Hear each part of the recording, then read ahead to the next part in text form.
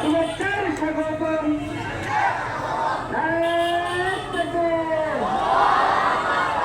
এখন আমরা দেখতে পাচ্ছি পুরাতন বাজার জামে মসজিদ থেকে এক মুসলিম বিশাল এক মিছিল নিয়ে উপস্থিত